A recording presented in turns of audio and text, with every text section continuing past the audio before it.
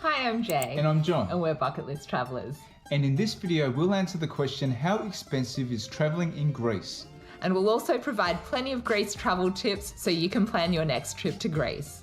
Firstly, why visit Greece? Well, Greece is very deserving of being on your bucket list. It has so many beautiful sights to behold. The Greek islands are definitely a big draw card.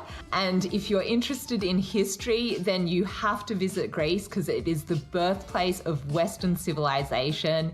It's where democracy started. It's where Western philosophy started. There's so many interesting things to see, so many museums, so many relics there. It is just amazing. Oh, and don't forget the food. The food is mouth-watering there too.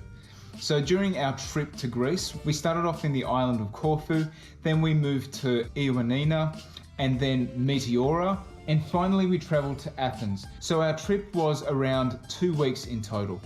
And we could have stayed for much longer because there's so much to do and see in Greece. So we're going to break down our Greece travel expenses by category. We're going to use Euro because that's the currency of Greece. But if you work in US dollars, lucky for you, at the moment, US dollars and Euro are pretty much the same. So our accommodation per day, per person worked out to be around 23 euros. And the accommodation we stayed in were mainly apartments, so we booked those through both Airbnb and Booking.com. Our range of accommodation was from 42 to 51 euro per apartment per night. Our cheapest at 42 euro was actually in Athens, and our most expensive was Ioannina. Now with Ioannina, we chose a slightly fancier 2-bedroom apartment, and there were plenty of other accommodation options available for around 40 euro as a guide. So a couple of things we noticed about accommodation in Greece.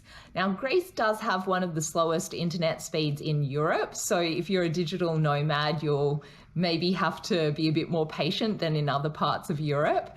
And we did notice also that a lot of places allow smoking in the actual accommodation. So a few places did have a bit of a cigarette smell to them, which if you're not a smoker can be a bit of a downside.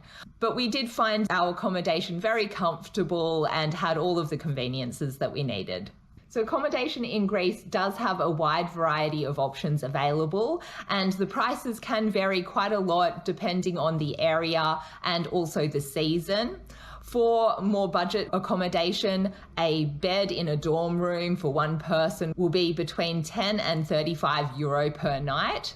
For mid-range accommodation for a couple, for a room, expect to pay between 35 and 150 euro per night for a room.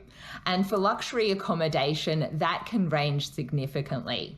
So on the lower end of things, it can be around 80 euro, and the really super luxury accommodation can be even 2,000 euro for just one night for a couple for a room.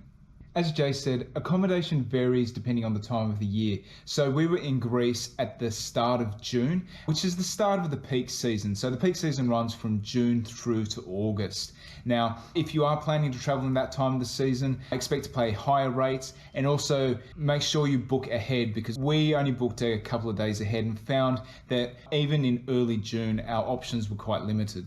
As in Corfu in particular, it was already really busy and it was the start of the season. And now we'll move on to the food. So Greek food is amazing. We just love the gyros, we love souvlaki, moussaka, baklava, so beautiful. Yeah, so we found that the prices for food in Greece were quite affordable. If you want to get cheap food, you can get items from a bakery for around €1 to €2.50 per item. For local eatery or a cafe, you can expect to pay around 5 to 15 euro for a dish. And for a restaurant meal, expect to pay between 10 and 25 euro for a main meal.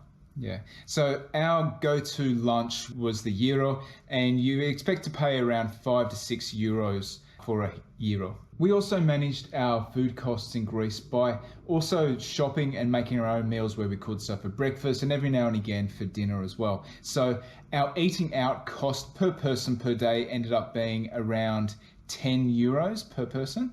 And so our shopping bill worked out to be about €2 per person per day, or around 30 euros for the both of us per week. For public transport in Greece, there is a wide variety of options available. So we used buses, trains and ferries to get around Greece, and the ferries are really good for getting to the islands and from the islands to the mainland. For the train system in Greece isn't as well connected as other parts of Europe, but it is quite comfortable when you're on a train. And the bus network is very extensive, very comfortable and very affordable. To give you an indication for the prices of our various modes of transport, for ferry, we travelled from Saranda in Albania to Corfu Island in Greece, and so that was €20 per person. Then the ferry from Corfu to the mainland of Greece was only a bit over €7 per person. For the buses, we travelled from Igoumenitsa to Ioannina, and that was around €10 per person. From Ioannina to Kalambaka or Meteora, that was around €12 per person. And then we finally caught the train from Kalambaka all the way to Athens. That was about a 4-hour trip, and that was a bit over €30 per person. We were a little bit surprised about the train price when we were in Greece. It was probably about 25% higher than what we'd experienced for similar distances in Italy and France. So that's just something to be mindful of. So there are plenty of sightseeing activities in Greece to do.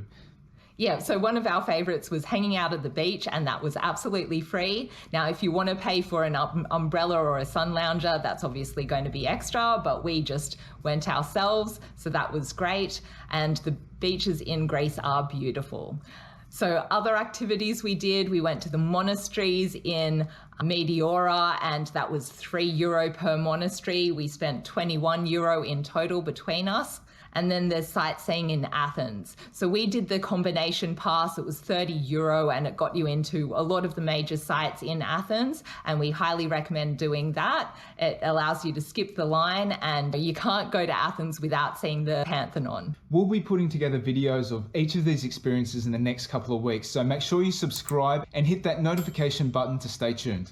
In terms of other costs, we didn't have to pay border costs to enter or exit Greece. We came from Albania and we went to Singapore after Greece.